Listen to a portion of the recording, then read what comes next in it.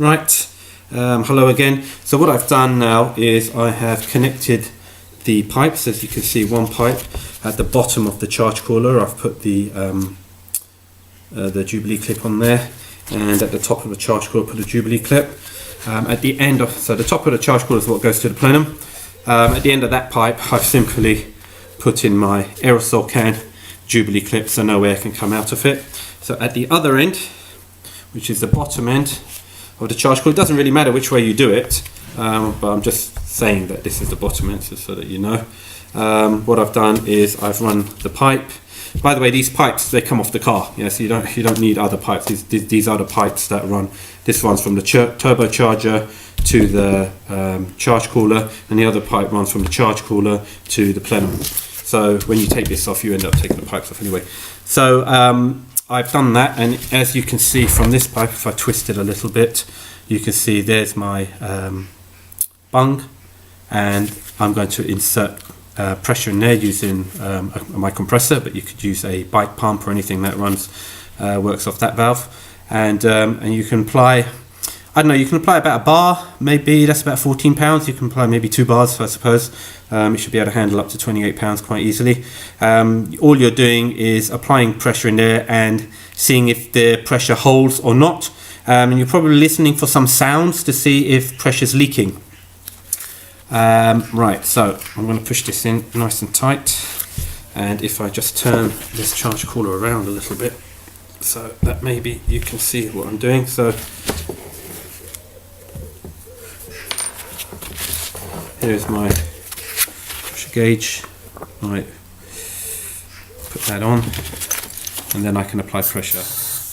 And you can see already automatically this pipe has come up because it's now full of pressure. Now what happens is, what's happening is the pressure's not holding and it's going. I wish I did the test on video when it was leaking from the weld, because you would have seen it very easily.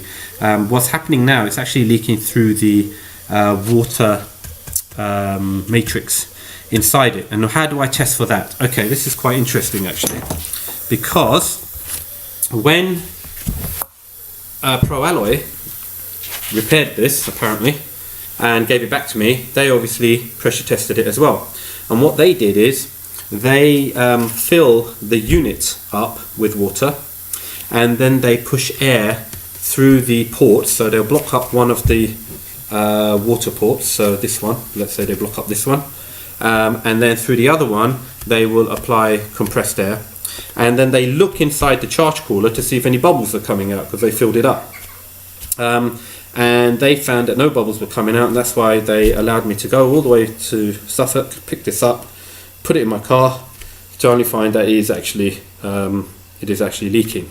Now, the better way, or another way to test it, should I say, another way, not a better way, because I'm by no means a scientist on this, but another way to test it, which is the way I did it and how I found that it was leaking, was that I ran the same test.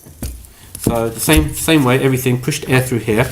But what I did is I closed one end of the water reservoir, the other one where the water goes in, the other one I ran the water pipe from here, ran that out into a bucket of water. And when I applied air into here, air was coming out into the bucket of water. It was bubbling away as if I was boiling a kettle, really. So it was quite a huge leak. I'm not going to show you how I did that now, because it's just going to be too much fiddling about and having to get a bucket of water. But I'm sure you can understand. You just when you apply pressure into here, you can simply put your thumb over this end, and I'll get the pipe so you can see. This is the pipe that runs from your. Let me get back in front of the camera. Right, this is the water pipe that runs from your charge cooler to the reservoir, the charge cooler reservoir that will be sitting next to your water reservoir in your engine bay. And so basically that runs from here, from the top of the charge cooler here, and the other end will go to your water reservoir.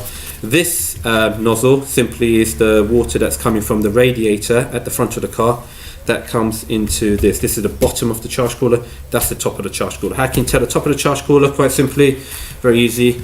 You have a sensor at the top, which they call the map sensor, and therefore that's the top of the charge cooler. So what I did, I simply put this water pipe on, tightened up the Jubilee clip, put this end of the water pipe into a bucket of water. So pretend there's a bucket of water here, I put that in there. I then put my finger over this end of the charge cooler, and I've got one hand free to apply pressure into the, this is coming off now, but to apply pressure into the charge cooler like so. And basically air was coming out, once I put my finger over here, air was coming out of here. So you might ask, why did Pro Alloy's test not work and my test find out? Is actually, I don't understand it, because having spoken to them, I ran the test the way they did, which is simply, I just simply pushed air.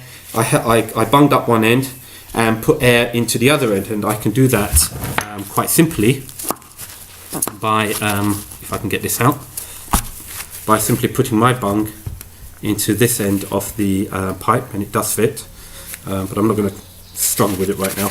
I put my bung in this end of the intake for where the water goes in, and I bung this one up, and I put pressure into here, and surprisingly enough it held the pressure, so it's not leaking, and that's pretty much what Pro Alloy did.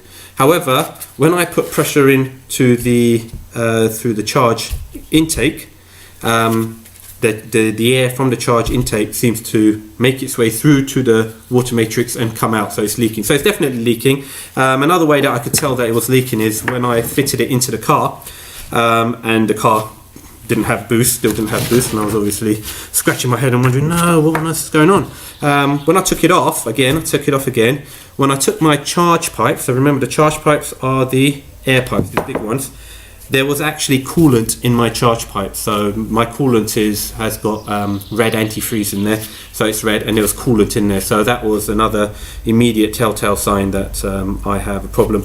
Not only that, when I ran a pressure test with it in situ, I could hear bubbling through the how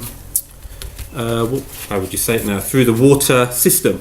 And when I opened my reservoir for the charge cooler, air escaped out, so that had been compressed with some air as well, which is probably not a good thing.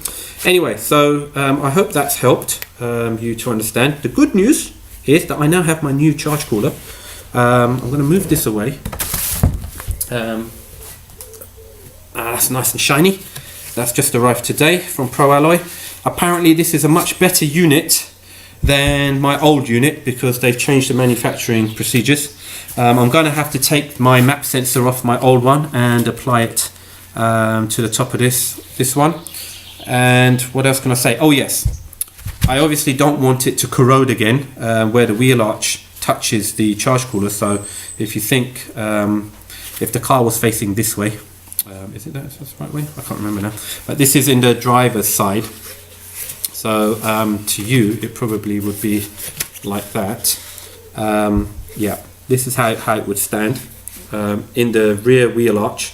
This is facing to the back of the car, and this is facing to the front of the car. So I guess the car's actually facing that way. What happens is, if you think about it, that's where the car is facing, and this is in the wheel arch. So what happens is that you've got the wheel arch is coming along here over this charge cooler, the wheel arch liner, and it rubs or stops or touches parts of this, and dirt catches on it, and then because that water and dirt can't get away, it just remains wet. It starts to oxidize this. So what I'm going to do, I'm actually going to spray this now with a wax that you can buy. You can get it from Toolstation and other places, just a protective wax. You see them on the inside of door linings and things like that. So that will stop water from getting into it. So that wax tends to dry hard. You only need a very thin film, you don't need much. And obviously the key place is to protect is where it's where water can't run off. So I'm going to basically hang this up in my garage, so it's hanging like that off a wire, and then I'm just going to spray around it, making sure not to get anything on the insides obviously, I don't want to get anything inside there either. I don't think it's going to do any damage to it, but I'll make sure that nothing goes in. So that's it. I hope that's been useful. I hope you've been able to see what a charge cooler looks like, those of you who haven't. This is the bottom fixing. These are the top fixings. I'm not an expert of this. I've taken this off a couple of times and put it back on. When I do it, I would do the top fixings first and then the bottom fixing. The only reason I say that is because once I did the bottom fixing first, and it was so hard to juggle this around to get the top fixing off. Plenty of expletives and scratched hands. So the second time when I did it, doing the top ones first and then the bottom one, I did find that easy. I must say though, getting this nut in at the bottom was quite painful. I don't know how to get my hand in there and do it, but I guess you just have to persevere. There's no skill or anything. Well, I suppose if you've done it many times, you might know how to contort your hand, but you just have to persevere and do it. It's not a difficult job.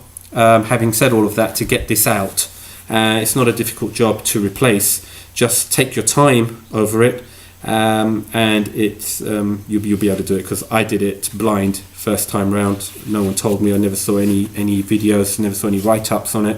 I just looked at it and got it off. Okay, I hope that's been useful. I will post up some other videos. I realise now that I should have posted one up on how I took it out, but don't know if I'm going to put it in and take it out just to make a video, but I'll post a video up on how to put it back in, and maybe get a video camera underneath the car so you can see. And I've also seen a lot of people are always asking how to jack the car up, so I'll show you how I did it from the back, because people can get scared of what could happen to these cars if they're not jacked up properly.